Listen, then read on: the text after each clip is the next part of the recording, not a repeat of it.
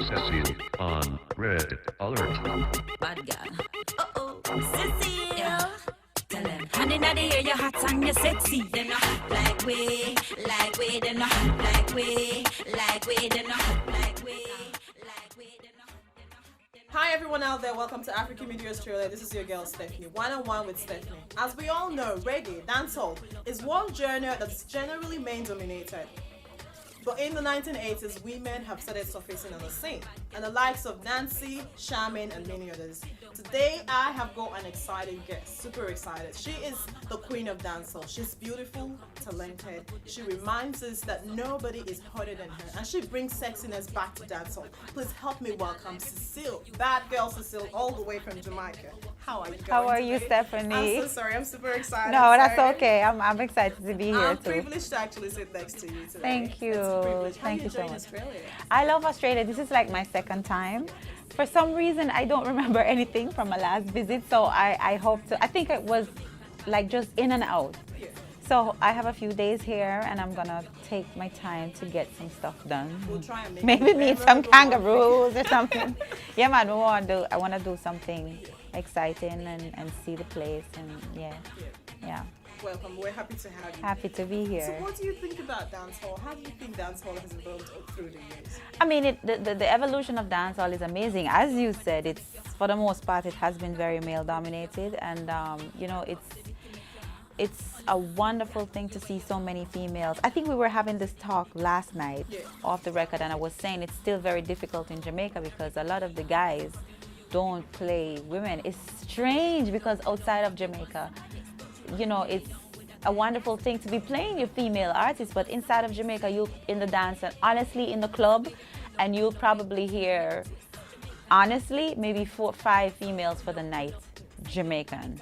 Then, of course, they'll play Rihanna, Nicki Minaj and stuff, which I love, but I'm just saying in terms of that Jamaican, you'll probably hear 5 for the night, and that's terrible. And I've watched a lot of your videos. They're really good. Yeah, but for radio is very different. Television is very different. That's a lot of females. But for the hardcore, it's still a struggle. But we've evolved a lot. There's a lot more females right now, and I mean, it's getting places, and hopefully will continue to rise.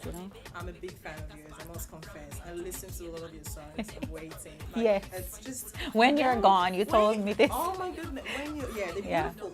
But I wanted to find out though, because I've listened to a lot of your songs. They're quite lyrically well built. Yeah. Where do you get your pen started writing from? I mean, a lot of my stuff is just made up, but I like, I'm an author, I think. I wanted to write books. I'm still going to write books. I'm working on a book. I make stuff up, and a lot of songs, not a lot of my songs are about me, but a few of them are. So, for example, like Not Stress Over Man, I had just broken up with one of my boyfriends, and I'm like, oh, whatever you. And so that was about When You're Gone was actually about a real experience about my current boyfriend, that when we just started dating. I mean, no man don't put on for nobody, not dating anybody else. And that's the situation initially when we just got to, started going on dates and stuff. And we were very open about what we were doing if I went on a date with somebody else or he went on a date with somebody else. So that's how that song came about. Speaking of that as well, I watched one of your videos. I was out stalking you actually. I watched a video of yours where you were very strong about female issues. Yeah. And you were I know you do a project in Jamaica where you talk about violence against women. Can you tell us a little bit about that? Well, anytime they call me to represent for women, and especially stuff like violence against women, I'm always very happy to go. And especially in the Caribbean Black society, there is still this unequal balance between males and females. And then when the violence is involved, it's always a terrible thing. So we try to just empower women, and show them that it may be put out there that we're not equals with men, but actually we are. And you shouldn't accept, it's somebody telling you that you're not equal to a guy.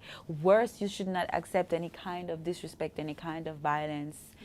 People are human beings and will make mistakes, but you shouldn't accept that from any gender, male or female. I don't believe in violence. I believe in people talking and stating their opinions, and you can tell me you don't like what I like, and I can say I don't agree with you, and we can all agree to disagree, Because or we that's can what all makes agree. us- that's what makes us Exactly. unique. But I don't think violence needs to be in there, and I don't think we're tackling this issue enough for young kids, because it's too much violence. It's too much random violence everywhere. It's just random acts of violence, and you're like, where is this coming from? And people, you know, I just came from New Caledonia, and I see this in some countries that we go, where we had to go and meet with the priests of like the tribes, and we had to go through their rituals with them. And it dawned on me that in Jamaica we're kind of like losing our history and where we're coming from, and they demand respect. These people demanded that, you know, you come there and you show respect and you do your exchange of gift, and I loved it. And I thought, here is a set of people that have remembered where they're coming from.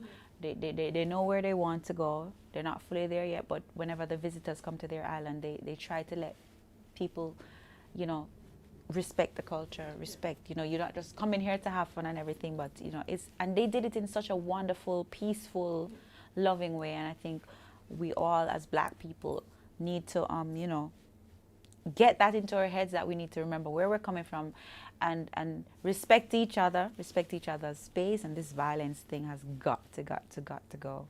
You know, one unique thing about you, Cecile, is the fact that you still represent your culture in your videos. Yeah. You did your, I think it was 2011, Jamaicanization. Yeah, my Can album. you tell us a little bit about that album? Well, I always try to represent for my country and for me wherever I go, and we get a lot of bad press sometimes, and there are wonderful artists in Jamaica and wonderful people. But again, everybody is different, and sometimes you have some people that go somewhere and to me represents the country negatively. And so I just try to, wherever I can. A lot of people see people like me, and they see people like Sean Paul, and they see people like Shaggy, and they're like, no, they're not Jamaicans. And our culture, or our motto is out of many, one people. We are totally mixed up in Jamaica. But we don't, or for the most part, we don't see the differences. And I try to, when I travel, try to let people see that, you know, Jamaica is one country where we're a mixed up breed of people. We're different colors, different shades, different looks. And for the most part, it's a positive vibe, positive people, not discriminating against anybody's sexuality, religion, or otherwise. And we as artists need to push that in the forefront, because sometimes you go and we're only interviewed about the negative stuff. We're asked about other artists that are being negative, and why they're banning all the artists from Jamaica, and we're like, well, that's not happening to us. Why are you asking us about the negative stuff? Concentrate on the positive stuff. And that's why I called it Jamaicanization. It was just like a little bit of Jamaica. It's like a little walking tourist destination. Like people could look at it, be like, oh, that must be from Jamaica. That's all the flags and the colors. Let me listen to it. And it's just me giving a little positive spin on the music, the culture, me as an artist, somebody living in Jamaica. Because I loved what you said in the launch. You said something like, the artists in Jamaica are beginning to forget their culture, beginning to do things, foreign things that are very foreign to them. So you brought back the spirit of Jamaica. Yeah, I mean, it's really, we can't forget. It's the same thing I was talking about, experiences in New Caledonia. If we forget our culture, and it happens to all of us, it happens to me, it happens to everybody. But when you look outside and see other people trying to imitate the things that we have forgotten, you know, it's like, we're cool, man, and we need to hang on to our colors, hang on to our culture, hang on to our garb, hang on to our music, because even the music is strange. A lot of the music that's being produced in Jamaica is not sounding anything like Jamaican music. So. I remember when I was in high school, we used to dance to your song you did with Shampoo. Yes. It was beautiful. Yeah, can you do the work? You've done so much work over these years. What do you think? How far do you think you've grown so far? I mean, I think I've grown a lot, and that is the thing with music. Music is so vast and so huge and so universal. You can never outgrow it or go even near to growing. You know, a lot of the stuff that I've tried to do has come to fruition, but there is so much more that I've not achieved and I've not done yet. And this is a lifestyle. Music for me, singing, traveling, performing, or just writing for other artists. This is a lifestyle for me. I won't ever stop, you know. I'll just find additional ways of doing musical stuff. Yeah. So you've done so much work. Who do you think is the favorite, one of your favorites artists you've worked with so far? Well, definitely Shaggy and Sean Paul. Definitely ladies. So many ladies. As I'm still trying to work with Dave Kelly. I mean, I love Dave Kelly so much. I hope he hears this. He hears it all the time. But there's a lot of other people that I want to work with. Shabba Ranks. Oh my gosh, I love Shabba. I love Super Cat. I love old school. I love Marcia Griffiths, Rita Marley. You know, there's many. Tanya Stevens. And now Queen Ifrika Etana. There's lots of people. Baby Shama. I mean, lots and lots of people that I really like and really respect and I would love to work with. When we come back, I have been having a chat with beautiful Cecile. I'll show you the other side of Cecile when we come back. You to go. I don't want you to go. Cause it hurts me when you leave. Wonder if this is how she feels. Hey. Welcome back. This is your girl Stephanie. I have still been having a chat with the beautiful Cecile, bad girl Cecile, all the way from Jamaica. She's come here for her Australian tour. I'm gonna let her tell us a little bit about love because she's got strong views about love, relationship, and all that, which she reflected in one of her songs, "Waiting," that I love so much. What is your take on love? I mean, that's just such a vast, big thing, you know. Love, it's strange. The biggest thing for me with love is honesty, and that pretty much is it. No one should be deceived, and everybody's different. There's no set formula for how to have your love and how to be in love with whomever and how to, you know, deal with your love situation. There's no one formula and everybody's different, but you should be able to choose your situation and say, okay, I'll accept this, I like this, and we can kick it with this. And so for me, if it has to be just a simple answer, it's as long as there's transparency in love, then you do what you need to do. You do what you have to do. And correct me if I'm wrong, you've just returned from Africa a few months ago. Well, I was in Africa, I think, year before last. So we should have gone, but we're here for African tour, which we'll put off for later. So yeah, I was there. You were doing some work there. Yeah, I actually have a charity project that I'm doing in Kenya called Make a Change. Can you tell us a little bit about yeah, it? you know, it's a great thing. You transcend from Jamaica and you have a charity in yeah. Kenya. I mean, I have my charity in Jamaica too. I have a little school, village all-age school. I adopted like the school. There's like 47 kids, and I try to get them, you know, with Lime, the telephone company in Jamaica. We give them their computers. They don't have any internet. We're working on that now. I give them books. It's just little stuff that I do. I don't believe in waiting on government to do everything for you. And then I went to Kenya and I was just like touched because of the reception that we got, and I wanted to do something nice. And I spoke to a friend of mine from Greyology Entertainment, Chris, and he had already been building schools there, and wonderful man, and he just helped me with this project. It's a song I wrote called Make a Change, and I linked up Movado and I linked up Gentleman. I was like, yo, you guys need to come and sing. So I have Movado, Gentleman from Germany, Elaine, Sharita, myself, and Christopher Martin on this track called Make a Change. And you soon hear about it. It's going to be coming out because I think we're going to do the show in September in Kenya. It's going to be like a Live Aid thing, so it's going to be very huge. And it's just about giving back to some kids there, and we're getting them. They're already getting like clean water and stuff. Yeah. The song will be available mobile-wise only. For now, I think the telecommunications company over there, they'll be selling it on like maybe jump drives or on download on your mobile phone or something. So it's gonna be really, really cool. I think you can go, I think it's makeachange.com or something like that, but you can just type Make a Change Cecile or something, and you should be able to pull up something. But we will definitely be sending out more the press releases on it, so you'll get to know more about that. So as a woman who is in dancehall reggae, we have all this lots of issues going on in reggae. What advice would you give out to every a young woman out there who's aspiring to go into reggae or who's aspiring to be a singer? What advice would you give them? What is that secret that has actually made you successful up till this time? Well, for me, I really, really wanted it. Like really, really. As I said, this is not just a frivolous idea. I really I like music. It's something deep within. It's something spiritual for me. very comfortable. I'm very comfortable doing this, that I've invested a lot of money in it and haven't even made back most of what I've invested. That's, for me, it's a lifestyle thing. I love it.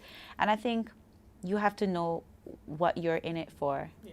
You know, so if it's not working for you and you feel like you're going to waste your life savings and you don't love it that much, then you're going to be mad at yourself and unhappy. And you know what I hate to see? I hate to go into the supermarket and see somebody maybe cashing your stuff or bagging your stuff, and they look very annoyed or unhappy at what they're doing. I think whatever you're doing, whatever your circumstances, I think you should do it well. Yeah.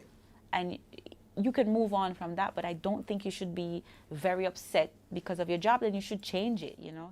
I have been having a chat with beautiful Cecile, Queen of Dancehall. She has come to Australia for my tour.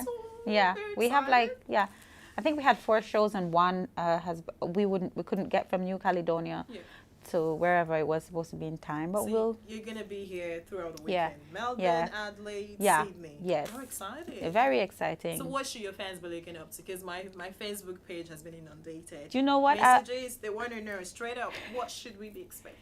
Well, they should be expecting Cecile, me, and I will try to sing as much music. I'm very interactive with my fans. Twitter, Instagram, Facebook, everything. Yeah. And I like for them to tell me, because there's so many songs that I do, and in every region it's kind of different. I would love to be able to please everybody, so I'd love to know the songs that they want to hear. There's one question I have to ask you. Yes. Because I've just been wondering, when you're not you're an international star. Yeah. When you're not performing in Jamaica, when you go outside of Jamaica to perform, what response do you want your fans to? You know how in Jamaica the response might be a bit different. Yeah. Where you like that gives you the go ahead, that makes you know your fans are actually there behind you. Yeah. Well, I mean, it's always good to get that favorable response, but sometimes you get booked on some shows that you have to prove yourself. Yeah. Like New Caledonia, that was my first time there, and luckily for me, I didn't even know that they knew some of my songs, because there was Soja there was Grams Morgan there, but you have to perform. And it was such a great show, and I'm sure that after I've left, now they'll be Googling and YouTubing. But, you know, you hope that even if when you perform somewhere, they didn't know you as much as you wanted them to know you when you get there, by the time you leave, hopefully they're trying to find the rest of Cecile's songs because they enjoyed the show. Most times that's the way it is. Which is what is happening right now. Yeah. They all want to know Cecile. Yeah, but it's all about building your following. It's the same thing that I've done in Europe over the years. Yeah. It's a hardcore, die-hard following that I've had, that I've built up over the years. It's a good thing about you, though, because you're very close to your fans. Yeah. Like I was asking you last night, how do you reply all the men? Because I'm sure your Facebook. Oh my God, it's your hard. Your Twitter will be full with lots of messages. How do you respond to all of them? You know, I don't get to respond to all of them, but I try to respond to as many as I can. And sometimes I just randomly go in and answer, because it's getting so. It was easier before, because then years ago, and I wasn't getting so many mails, you know, but now we don't have so many social networks. Right, and now you have to be, but you know, it's a good thing, and it's nothing to complain about. It's actually much easier for the fans to get to you now, and it's pretty much very easy to answer some emails or whatever it is, messages, and you know, solidify your fan base. So it's time for Cecile to show us what makes her the queen of dancehall. She is fantastic. I'm sure you'd have seen a lot of her videos. She gives you the most, oh my goodness, sexiest move ever. I don't know where you guys get this from. Oh, she's amazing. She gives you, I don't know how you do it. I don't know where you guys get this from.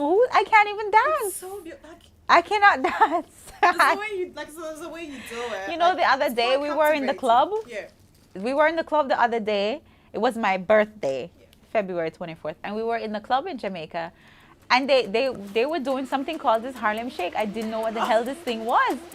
And then Bolt gets on the mic just saying, he's like, Cecile, come. And he's like, what the hell is this? And I'm like, what is this Harlem Shake? And they're like, just do anything. Just do anything.